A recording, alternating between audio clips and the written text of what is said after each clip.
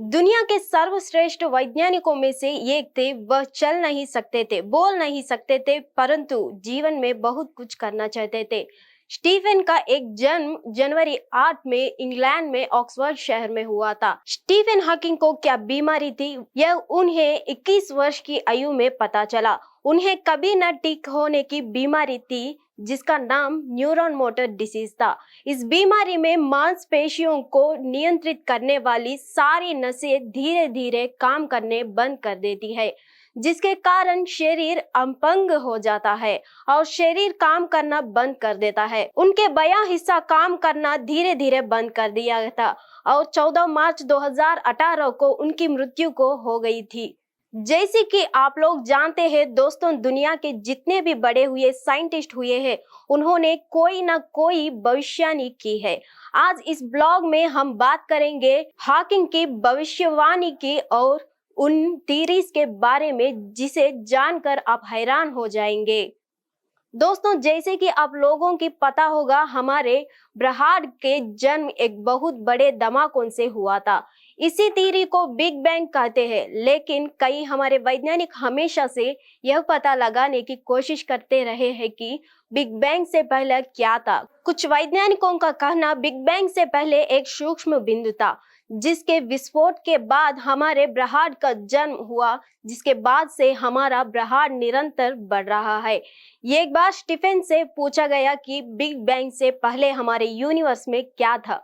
Stephen Hawking universe ने कहा कुछ भी नहीं। उन्होंने बताया जैसे साउथ पोल में जाकर कोई साउथ नहीं होता, वैसे ही जब यूनिवर्स नहीं था तब इस दुनिया में कुछ नहीं था।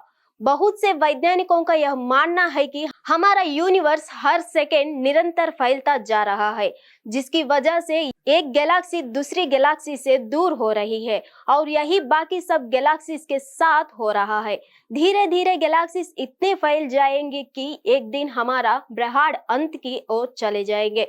स्टीफन हॉकिंग का कहना था कि यूनिवर्स के इस अंत को देखने के लिए मनुष्य जाति रहेंगे ही नहीं।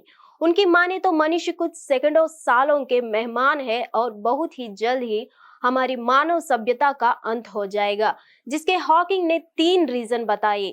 उनका कहना था कि मनुष्य एडवांस टेक्नोलॉजी के चलने एक दिन खुद ही खत्म हो जाएंगे। विश्व युद्ध की संभावनाएं बढ़ती जाना, हम सब यह तो जानते हैं कि अगर थर्ड वर्ल्ड वॉर होता है तो वह न्यूक्लियर वॉर होगा, क्योंकि न्यूक्लियर वॉर में रेडिएशन इतना ज्यादा जाएगा और मनुष्य इस काबिल भी ना रहे कि वह अपनी आने वाली पीढ़ी को जन्म दे सके, जिसके चलते धीरे धीरे मनुष्य प्रजाति समाप्त हो जाएंगे।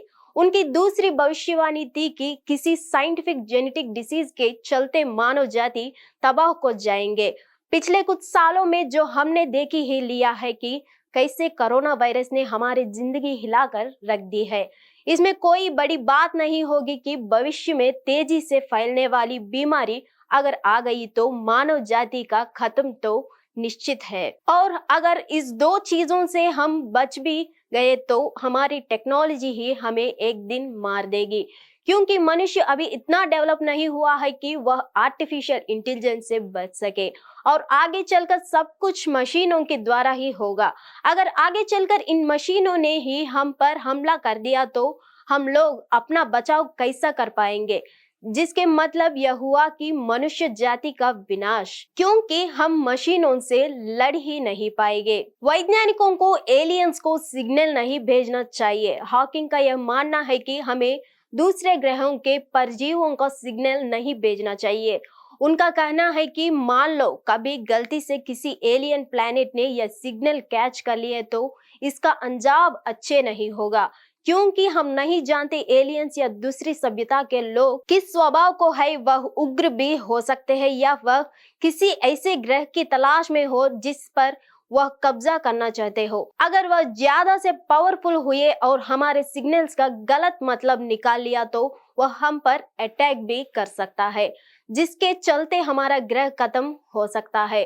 कोई बड़ी बात नहीं जिस हिसाब से अर्थ पर पोल्यूशन और ग्लोबल वार्मिंग बढ़ती जा रहा है, जिसकी वजह से अर्थ की तापमान लगातार बढ़ रहा है।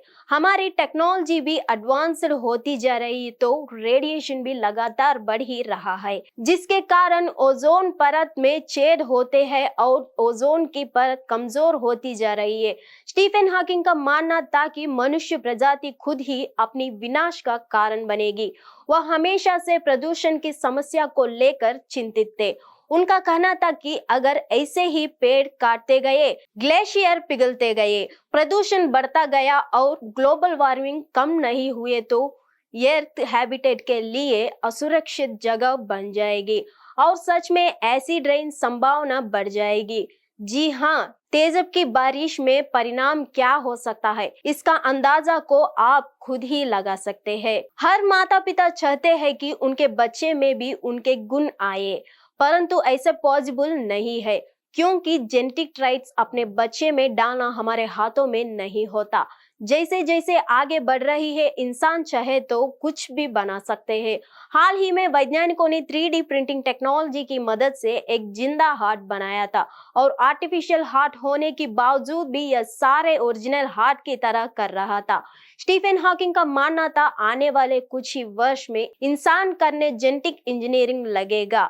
जेनेटिक इंजीनियर का मतलब होता है कि किसी स्पाइसेस का जीन साथ मनचाहे बदलाव करना। अगर ऐसे हुआ तो माता पिता अपने होने वाले बच्चों की जीन्स में बदलाव करके मनचाहे गुण डाल पाएंगे। दोस्तों, आपको क्या लगता है इस बदलाव के बाद हमारी जिंदगी कैसी हो जाएगी? दोस्तों, पिछले कुछ सालों में हमने देखा कि स्टीफन हॉकिंग की काफी सारी भविष्यवाणी सही साबित हुई है।